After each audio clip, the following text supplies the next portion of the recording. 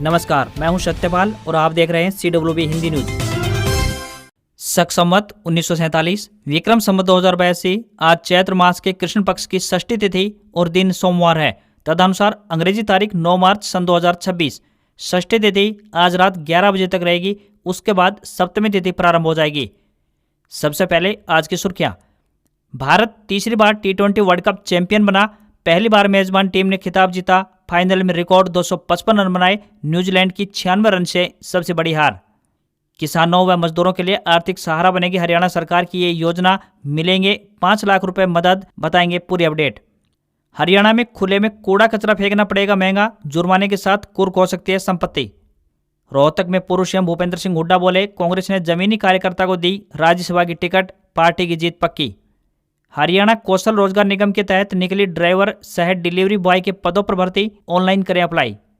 अंतर्राष्ट्रीय महिला दिवस पर गुरुग्राम पहुंची कुमारी शैलजा, महिलाओं को लाडो लक्ष्मी योजना का लाभ देने की रखी मांग, बोली आसान रखे शर्त। शिक्षा का अधिकार यानी RTE का शेड्यूल हुआ जारी, मार्च से शुरू होकर मई तक चलेगी प्रक्रिया। रेवाड़ी से चंडीगढ़ वाया NH 152D सीधी बस सेवा हुई शुरू। महेंद्रगढ़ के खेड़ी में खुलेगा सरकारी पॉलिटेक्निक कॉलेज, युवाओं को मिलेगी तकनीकी शिक्षा। पंजाब एंड हरियाणा हाईकोर्ट ने सुनाया अहम फैसला, 3 महीने में आदेश का पालन करना होगा सुनिश्चित, जानिए पूरी रिपोर्ट।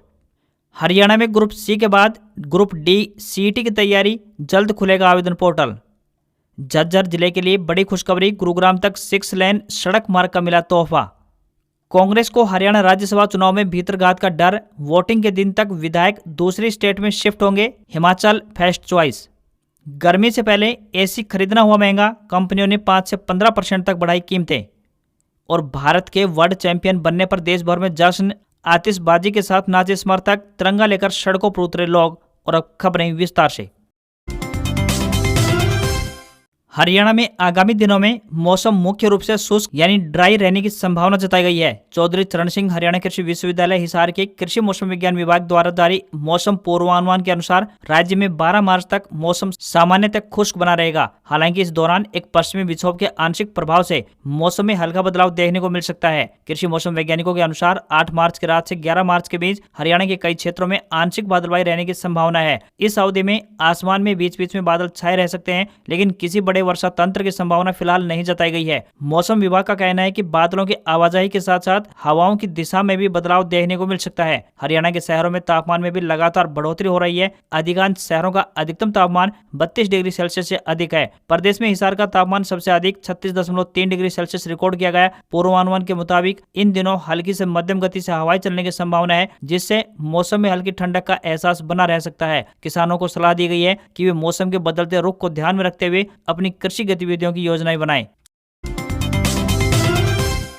हरियाणा कर्मचारी चयन आयोग द्वारा ग्रुप D के लिए CET जल्द ही आयोजित किया जाएगा। जैसा कि आप सब जानते हैं, हरियाणा में ग्रुप C और ग्रुप D की सरकारी नौकरियों के लिए CET को अनिवार्य किया गया है। ग्रुप C के लिए CET आयोजित हो चुका है तथा आगे की प्रक्रिया शुरू हो चुकी है। अब आयोग ग्रुप D के पदों के लिए शीघ्र ही पोर्टल खोलने जा रहा है। ग्रुप D के खाली पदों पर उम्मीदवारों को ग्रुप D CET स्कोर के आधार पर नौकरी मिलेगी। इसके लिए अलग से कोई मुख्य प्रक्रिया नहीं होगी। आयोग द्वारा आने वाले कुछ दिनों में अन्य कुछ पदों के लिए भी विज्ञापन जारी किया जाएगा। अभी तक एक बार ही ग्रुप D CET का आयोजन किया गया है। फिलहाल आयोग द्वारा तैयारियां चल रही हैं। हरियाणा कर्मचारी चयन आयोग के अध्यक्ष हिम्मत सिंह की तरफ से भी उम्मीदवारों को कहा गया है कि ग्रुप D के लिए जल्द ही पोर्टल खुलेगा। सभी उम्मीदवार अपने जरूरी दस्तावेज तैयार रखें तथा अपनी तैयारी सुचारू रूप से करते रहें। कांग्रेस पार्टी को हरियाणा में राज्यसभा की 2 सीटों के लिए होने वाले चुनाव में भीतरघात का डर सता रहा है। दिल्ली में बैठे पार्टी के थिंक टैंक ने हालात को देखते हुए केंद्रीय नेतृत्व को सलाह दी है कि वे वोटिंग तक हरियाणा से कांग्रेस विधायकों को पार्टी शासित किसी दूसरे राज्य में शिफ्ट कर दिया जाए। पार्टी सूत्रों के मुताबिक इसके बाद कई वरिष्ठ विधायकों से उनके पसंद के राज्य के बारे में पूछा गया है। विधायकों ने हिमाचल प्रदेश को अपनी पहली पसंद बताया है। हालांकि इस पर अंतिम फैसला आलाकमान लेगा। अगर कांग्रेस ने अपने विधायकों को स्टेट से बाहर शिफ्ट किया तो वे विधानसभा के मौजूदा बजट सेशन से एक आध दिन दूर रह सकते हैं। हरियाणा से राज्यसभा की दोनों सीटों के लिए 16 मार्च को वोटिंग होने जा रही है। भाजपा ने संजय भाटिया और कांग्रेस ने करमबीर बौद्ध को अपना उम्मीदवार बनाया है, जबकि भाजपा नेता सतीश नांदल ने निर्दलीय उम्मीदवार के तौर पर नामांकन दाखिल किया है। देश में कांग्रेस की 3 राज्यों में बहुमत वाली सरकारें हैं, हिमाचल प्रदेश, कर्नाटक और तेलंगाना। हिमाचल के अधिकांश पर्यटक स्थल हरियाणा के काफी नजदीक हैं, इसलिए कम दूरी और आने जाने में आसानी रहे, इसलिए पहली पसंद बना है। शिक्षा का अधिकार यानी आरटीई को लागू करने में पिछले साल सरकार पूर्ण रूप से असफल रही है। स्टेट लेवल पर 70% गरीब वर्ग से संबंधित बच्चों को आरटीई के तहत प्राइवेट स्कूलों में एडमिशन नहीं मिला। विधानसभा सेशन में भी ये मुद्दा जोरों शोरों से उठा है और इस पर काफी सवाल जवाब भी हुए। यहाँ तक कि सरकार से उत्तर देने की भी मांग की गई, पर निष्कर्ष जीरो रहा। आखिरकार नए शैक्षणिक सेशन को लेकर सरकार द्वारा फिर से आरटीई का शेड्यूल जारी कर दिया गया है, जिसमें गरीब वर्ग से जुड़े स्टूडेंट्स मानक के अनुसार मनपसंद प्राइवेट स्कूलों में एडमिशन ले पाएंगे। आरटीई के तहत प्रक्रिया की शुरुआत 11 मार्च से होने जा रही है, जो कि मई तक चलेगी। शिक्षा निदेशालय ने लेटर जारी कर दिया है। जारी शेड्यूल के अनुसार प्राइवेट स्कूलों को प्रवेश कक्षा की कुल सीटों में से 25% सीटों का ब्यौरा 11 मार्च से लेकर 17 मार्च तक देना होगा। अभिभावक अपने बच्चों के दाखिले के लिए 31 मार्च से 7 अप्रैल तक आवेदन शुरू होंगे। वहीं 9 अप्रैल को स्कूल अलॉट होंगे और लॉटरी सिस्टम से दाखिले शुरू होंगे। फिर अलॉट हुए निजी स्कूलों में 10 अप्रैल से लेकर 23 अप्रैल तक एडमिशन प्रारंभ होंगे। हरियाणा की नायब सैनी सरकार किसानों और मजदूरों के हितों की सुरक्षा को सुनिश्चित करने की दिशा में निरंतर नए प्रयास कर रही है। इसी कड़ी में हरियाणा मार्केटिंग बोर्ड द्वारा प्रदेश के किसानों एवं खेतिहर मजदूरों के लिए मुख्यमंत्री किसान एवं खेतिहर मजदूर जीवन सुरक्षा योजना संचालित की गई है। यदि खेती बाड़ी का काम करते समय यानी कि खेत या मंडी में किसी भी किसान या मजदूर भाई के साथ कोई दुर्घटना हो जाती है तो सरकार की ओर से आर्थिक सहायता राशि का लाभ दिया जाता है। प्रदेश सरकार ने इस योजना में आयु सीमा की बाध्यता को भी खत्म कर दिया है। अब 10 वर्ष से कम आयु के बच्चे और 65 साल से अधिक आयु वाले व्यक्तियों को भी इस योजना के तहत लाभ मिल पाएगा। खेतीबाड़ी या फिर मंडी में काम करने के दौरान मृत्यु होने की स्थिति में 5 लाख रुपए की आर्थिक सहायता का लाभ मिलेगा। रीढ़ की हड्डी टूटने पर यानी स्थायी अपंगता होने पर 2.5 लाख रुपए की मदद मिलेगी। 2 अंक कटने पर 1,87,500 रुपए, 1 अंक कटने पर 1,25,000 रुपए, 4 उंगलियां कटने पर 1.25 लाख रुपए, पूरी उंगली कटने पर 75,000 रुपए, उंगली का कुछ हिस्सा कटने पर 37,500 रुपए की आर्थिक सहायता राशि का लाभ इस योजना के तहत मिलेगा। पीड़ित किसान या खेतीहर मजदूर को दुर्घटना के 60 दिन के भीतर आर्थिक सहायता राशि के लिए आवेदन करना होगा। देरी होने पर इस योजना का लाभ नहीं दिया जाएगा। इसके लिए Haryana state agriculture marketing board यानी HSAMB की आधिकारिक वेबसाइट या फिर संबंधित क्षेत्र के सचिव के पास आवेदन करना होगा। बता दें कि किन दस्तावेजों की आवश्यकता पड़ेगी तो फैमिली ID, आधार कार्ड, पुलिस रिपोर्ट और मेडिकल रिपोर्ट या पोस्टमार्टम रिपोर्ट और बैंक पासबुक की आवश्यकता पड़ेगी। रोहतक जिले में पूर्व मुख्यमंत्री और नेता प्रतिपक्ष भूपेंद्र सिंह हुड्डा ने कहा कि राज्यसभा चुनाव में कांग्रेस की जीत सुनिश्चित है। उन्होंने बताया कि पार्टी ने एक जमीनी कार्यकर्ता को उम्मीदवार बनाया है, जिसकी चौतरफा सराहना हो रही है। हुड्डा प्रेस वार्ता को संबोधित कर रहे थे। हुड्डा ने केंद्र सरकार की विदेश नीति को दुर्भाग्यपूर्ण बताया। उन्होंने तेल आयात जैसे महत्वपूर्ण फैसलों पर अमेरिकी दबाव का जिक्र करते हुए कहा कि तेल खरीदने जैसे बुनियादी निर्णयों के लिए भी सरकार को दूसरे देशों से सर्टिफिकेट लेना पड़ रहा है, जो कि शर्मनाक है। उन्होंने जोर दिया कि एक आजाद देश होने के बावजूद विदेशी दबाव में कोई भी समझौता हमारी संप्रभुता पर सवाल उठाता है। उन्होंने बीजेपी सरकार पर महंगाई को लेकर भी निशाना साधा। हुड्डा ने कहा कि महंगाई लगातार बढ़ रही है और गैस सिलेंडर के दामों में बढ़ोतरी ने मध्यम व गरीब परिवार पर बोझ डाल दिया है। भूपेंद्र सिंह हुड्डा ने बीजेपी सरकार पर घोटालों का आरोप लगाया। उन्होंने कहा कि हाल ही में बैंक और धान घोटाला सुर्खियों में आया है, लेकिन इससे पहले भी शराब भर्ती, किलोमीटर स्कीम, बिजली मीटर, बाजरा खरीद और रजिस्ट्री जैसे दर्जनों घोटाले हो चुके हैं। हुड्डा ने कहा कि कुछ घोटालों की जांच के लिए कमेटियां बनाने की घोषणा तो की जाती है, लेकिन उनकी रिपोर्ट कभी भी यानी कि आज तक सार्वजनिक नहीं की गई है।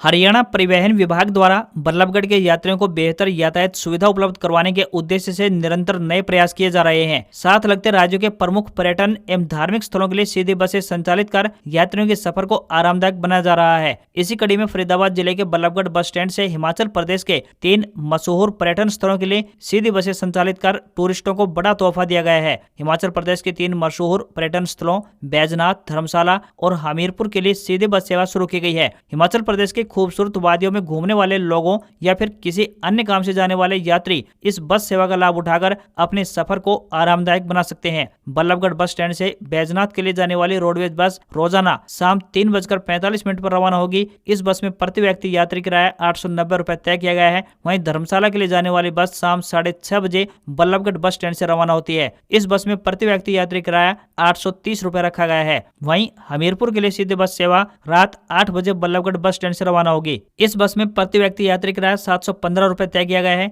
इन तीनों ही बसों को यात्रियों का बढ़िया रिस्पांस भी मिल रहा है और बसें यात्रियों से भरी रहती हैं। अभी इन बसों में ऑनलाइन टिकट की सुविधा उपलब्ध नहीं है। यात्रियों को बस स्टैंड पहुंचकर ऑनलाइन टिकट ही लेना होगा। हरियाणा विधानसभा के बजट सत्र से झज्जर जिले के लिए बड़ी खुशखबरी सामने आई है। इसका फायदा सिर्फ झज्जर ही नहीं बल्कि गुरुग्राम तक मिलेगा। दोनों जिलों के बीच आवागमन करने वाले लोगों को एक बेहतर सड़क मार्ग की सुविधा मिलेगी, जिससे उनकी यात्रा सुरक्षित व आरामदायक हो जाएगी। गुरुग्राम पटौदी रोड पर हरसरू बाईपास से वजीरपुर होते हुए झज्जर तक 6 लेन सड़क का निर्माण किया जाएगा। वर्तमान में यह सड़क बिल्कुल खस्ताहाल स्थिति में पहुंच चुकी है और यहाँ आए दिन सड़क दुर्घटना होने का अंदेशा बना रहता है। यह सड़क जर्जर हालत में ही नहीं बल्कि इसकी चौड़ाई भी बहुत कम है। लंबे समय से इस सड़क की चौड़ाई बढ़ाने की लगातार मांग उठाई जा रही है, लेकिन अब इस प्रोजेक्ट को बजट में शामिल कर लिया गया है, जिससे लोगों को जल्द ही अच्छी सड़क की सुविधा मिलने वाली है। लोगों का कहना है कि इस सड़क की चौड़ाई बढ़ने से वाहन चालकों को काफी सुविधा होगी, साथ ही यहाँ नए सेक्टर विकसित होंगे, जिसका सीधा फायदा स्थानीय किसानों को भी मिलेगा। पंजाब एंड हरियाणा हाईकोर्ट की तरफ से एक अहम फैसला सुनाया गया है। पंजाब हरियाणा हाईकोर्ट द्वारा अपना आदेश सुनाते हुए बताया गया कि अगर राज्य नियोक्ता एक कार्य के लिए अलग अलग वेतन प्रदान करता है तो यह मनमर्जी का भेदभाव होगा, जिससे कि कमजोर वर्ग के कर्मचारियों के लिए जीविका और स्वाभिमान के बीच समझौता करना मजबूरी हो सकती है। जस्टिस हरप्रीत सिंह बराड़ द्वारा बताया गया कि राज्य की ओर से एक ही काम के लिए असमान वेतन देना मनमाना भेदभाव होगा और इससे कमजोर कर्मचारियों को बिना अपनी इच्छा के ऐसी स्थिति स्वीकार करनी होगी जहां उन्हें जीवन यापन और आत्मसम्मान में से एक सिलेक्ट होगा। ऐसे में कोर्ट द्वारा कहा गया है कि समान काम के लिए अलग अलग वेतन देना मनमाना भेदभाव है। कोर्ट के इस आदेश का पालन 3 माह में सुनिश्चित करना होगा। हरियाणा की नायब सैनिक सरकार ने प्रदेश की धरती को प्रदूषण मुक्त बनाने और पर्यावरण संरक्षण को बढ़ावा देने के लिए कड़े कदम उठाने शुरू कर दिए हैं। प्रदेश सरकार ने फैसला लिया है कि अब सार्वजनिक स्थानों पर कूड़ा कचरा फेंकने वालों से सख्ती से निपटा जाएगा। उन्हें न केवल जुर्माना देना होगा बल्कि बार बार उल्लंघन करने पर जेल की हवा भी खानी पड़ सकती है। नेशनल ग्रीन ट्रिब्यूनल यानी एनजीटी के कड़े निर्देशों के अनुपालन में अब सार्वजनिक स्थानों पर कूड़ा फेंकना न केवल अनैतिक माना जाएगा बल्कि यह आपकी जेब पर भी भारी पड़ेगा। स्पष्ट किया गया है कि सॉलिड वेस्ट मैनेजमेंट नियम 2016 के अंतर्गत सड़कों, नालियों, जल स्रोतों या सार्वजनिक स्थलों पर कचरा फेंकने पर पूर्णतः रोक है। ऐसे में यदि कोई व्यक्ति पहली बार खुले में कचरा फेंकने का दोषी पाया जाता है तो उससे 5,000 रुपए का जुर्माना वसूला जाएगा। अगली बार में यह जुर्माना राशि बढ़कर 10,000 रुपए हो जाएगी। यदि बार बार नियम का उल्लंघन हो रहा है तो संपत्ति भी सील कर दी जाएगी। बल्क वेस्ट जनरेटर जो संस्थान 50 किलोग्राम या फिर उससे अधिक कचरा उत्पन्न करता है तो ऐसे संस्थानों या प्रतिष्ठानों पर पहली बार में 25,000 रुपए और दोबारा उल्लंघन करने पर 50,000 रुपए तक का जुर्माना लगाया जाएगा। हरियाणा परिवहन विभाग द्वारा यात्रियों को बेहतर यातायात सुविधा उपलब्ध करवाने के उद्देश्य से निरंतर नए प्रयास किए जा रहे हैं। लगते राज्यों के प्रमुख धार्मिक एवं पर्यटन स्थलों के लिए सीधी बस सेवा का संचालन कर यात्रियों को बड़ी राहत प्रदान की जा रही है। प्रदेश के जिलों के बीचों बीच सीधी बसें चलाकर यात्रियों के सफर को आरामदायक भी बनाया जा रहा है। इसी कड़ी में रेवाड़ी से चंडीगढ़ के लिए सीधी बस सेवा को हरी झंडी दिखाकर यात्रियों के हित में एक और बड़ा फैसला लिया गया है। रेवाड़ी से चंडीगढ़ के बीच आवागमन को आरामदायक बनाने के उद्देश्य से रेवाड़ी रोडवेज डिपो द्वारा सीधी बस सेवा के संचालन को हरी झंडी दिखा दी गई है। खास बात यह है कि चंडीगढ़ के लिए बस शहरों और गांवों की भीड़ भाड़ से दूर NH 152D से होकर अपने सफर को पूरा करेगी। यात्री मात्र कुछ ही घंटों में राजधानी चंडीगढ़ की यात्रा को पूरा कर सकते हैं। हाईकोर्ट, PGI और नौकरी पेशा लोग जिन्हें सुबह जल्दी चंडीगढ़ पहुंचना है उन्हें इस बस के संचालन का विशेष तौर पर फायदा मिलेगा। यह बस रेवाड़ी बस स्टैंड से सुबह 5:20 पर रवाना होकर 5:50 पर कनीना और 6:10 पर बूचावा से होते हुए नेशनल हाईवे 152D पर पहुंचकर सुबह 10:30 बजे चंडीगढ़ स्थित सेक्टर 17 बस स्टैंड पहुंच जाएगी। इसी तरह वापसी में दोपहर 2:30 बजे चंडीगढ़ से रवाना होकर शाम 3:50 पर अंबाला से होते हुए वाया NH 152D शाम 7:30 बजे रेवाड़ी पहुंचेगी। रेवाड़ी रोडवेज डिपो के एक अधिकारी ने बताया कि सुबह सुबह अंबाला और चंडीगढ़ जाने वाले यात्रियों को इस बस सेवा का फायदा मिलेगा। वो लगभग 5 घंटे में चंडीगढ़ पहुंच जाएंगे। हरियाणा कौशल रोजगार निगम के तहत विभिन्न पदों पर भर्तियां की जा रही हैं। यदि आप भी इस भर्ती के इच्छुक हैं तो आवेदन कर सकते हैं। आपको बता दें कि ये भर्तियां संविदा अर्थात कॉन्ट्रैक्ट आधार पर होने जा रही हैं। इन पदों के लिए आप आधिकारिक वेबसाइट पर जाकर ऑनलाइन माध्यम से आवेदन कर पाएंगे। इन पदों के लिए उम्मीदवार 8वीं पास या 10वीं पास होने चाहिए तथा LMV लाइसेंस यानी लाइट मोटर व्हीकल लाइसेंस और चौपहिया वाणिज्यिक वाहन चलाने का 1 से 2 साल का अनुभव होना चाहिए। सभी वर्गों के उम्मीदवारों को आवेदन करने के लिए 236 रुपए आवेदन शुल्क के रूप में देने होंगे। न्यूनतम आयु 18 वर्ष और अधिकतम आयु 42 वर्ष तय की गई है। इंटरव्यू का स्थान प्लॉट नंबर 9 गली नंबर 11 आदर्श नगर बल्लभगढ़ फरीदाबाद रहेगा। आवेदन करने की अंतिम तिथि 18 मार्च है। सैलरी 22,000 रुपए पर मंथ मिलेगी। हरियाणा के महेंद्रगढ़ जिले के कनीना ब्लॉक के गांव खेड़ी में पॉलिटेक्निक कॉलेज स्थापित करने को मंजूरी मिल गई है। यह मंजूरी हरियाणा के स्वास्थ्य मंत्री आरती सिंह राव के प्रयासों से मिली है। कॉलेज के निर्माण से क्षेत्र के युवाओं को तकनीकी शिक्षा के लिए अब दूर दराज के शहरों में नहीं जाना पड़ेगा। गांव खेड़ी में बनने वाले यह पॉलिटेक्निक कॉलेज आसपास के कई गाँव के विद्यार्थियों के लिए वरदान साबित होगा। कॉलेज के शुरू होने से युवाओं को घर के पास ही तकनीकी शिक्षा प्राप्त करने का अवसर मिलेगा। इससे न केवल शिक्षा सुविधाओं में सुधार होगा, बल्कि क्षेत्र में कौशल विकास और रोजगार के नए अवसर भी सृजित होंगे। ग्रामीणों के अनुसार अब तक तकनीकी शिक्षा प्राप्त करने के लिए विद्यार्थियों को निजी कॉलेजों में महंगी फीस देनी पड़ती थी या फिर लंबी दूरी तय करके शहरों में जाना पड़ता था। इससे उन्हें समय और आर्थिक दोनों तरह की परेशानियों का सामना करना पड़ रहा था। गांव खेड़ी में पॉलिटेक्निक कॉलेज की स्थापना से विद्यार्थियों को इन दोनों ही समस्याओं से बड़ी राहत मिलेगी और अधिक युवा तकनीकी शिक्षा की ओर आकर्षित भी होंगे। स्थानीय लोगों ने विश्वास जताया है कि गांव खेड़ी में पॉलिटेक्निक कॉलेज की स्थापना से पूरे क्षेत्र के विकास को नई दिशा मिलेगी। गर्मी से पहले एसी खरीदना महंगा हो गया है। एसी डाइकिन, वोल्टास और ब्लू स्टार जैसी बड़ी कंपनियों ने कीमतें 15% तक बढ़ा दी हैं। कंपनियों का कहना है कि कच्चे माल जैसे कॉपर, एल्यूमिनियम की बढ़ती कीमतों और माल ढुलाई के खर्च में इजाफे की वजह से ये दाम बढ़ाए गए हैं। प्रमुख एसी मैन्युफैक्चरर्स ने कीमतों में 5% से लेकर 15% तक का इजाफा किया है। इसमें टाटा ग्रुप की company Voltas, Daikin, Blue Star, LG Haier और मित्सुबिशी जैसे बड़े नाम शामिल हैं। एलजी इंडिया के डायरेक्टर संजय के अनुसार नए नियमों के तहत आने वाले एसी पहले के मुकाबले तकरीबन 11% ज्यादा बिजली बचाएंगे। यानी भले ही खरीदने के समय ज्यादा पैसे देने पड़े, लेकिन लंबे समय में बिजली बचेगी। वैश्विक स्तर पर जारी उथल पुथल से इंपोर्ट महंगा हुआ है, इसलिए कीमतें बढ़ाने के अलावा कोई और रास्ता नहीं था। 1 जनवरी 2026 से ब्यूरो ऑफ एनर्जी एफिशिएंसी ने एसी के लिए नए मानक लागू तय किए हैं, जिसके तहत अब 5 स्टार एसी पुराने 5 स्टार एसी की तुलना में 10% से 11% अधिक एनर्जी एफिशिएंट है। आसान शब्दों में कहें तो नया एसी कम बिजली में ज्यादा कूलिंग देगा। भारत ने T20 वर्ल्ड कप जीत लिया है। टीम इंडिया ने फाइनल मुकाबले में न्यूजीलैंड को 96 रन से हरा दिया। भारत ने रविवार को अहमदाबाद में टॉस जीतकर पहले बैटिंग करते हुए 5 विकेट के नुकसान पर 255 रन बनाए। जवाब में न्यूजीलैंड की टीम 159 रन बनाकर ऑल आउट हो गई। भारत की जीत के साथ 3 बड़े रिकॉर्ड्स बने हैं। ये पहला मौका है जब मेजबान टीम ने T20 वर्ल्ड कप जीता है। यह भी पहली बार है जब किसी टीम ने खिताब बचाया है। यह भारत का तीसरा T20 खिताब यानी 2007, 2024 और 2026 भी है। टीम इंडिया ने न्यूजीलैंड के खिलाफ वर्ल्ड कप फाइनल में हाईएस्ट स्कोर का रिकॉर्ड बनाया है। इसके बाद T20 वर्ल्ड कप फाइनल की सबसे बड़ी जीत दर्ज की है। भारतीय कप्तान सूर्य कुमार यादव ने कहा कि यह पल समझने में थोड़ा समय लगेगा। बहुत खुशी हो रही है क्योंकि यह लंबा सफर रहा है। साल 2024 के बाद बीसीसीआई और उस समय के सचिव जय शाह ने मुझ पर भरोसा जताया था। अहमदाबाद के नरेंद्र मोदी स्टेडियम में ट्रॉफी जीतना खास एहसास है। आज खबरों में बस इतना ही। देखते रहिए आपका अपना हरियाणा का सबसे बेहतरीन news channel CWB Hindi news. नमस्कार। इसी आशा के साथ आपका दिन शुभ रहे।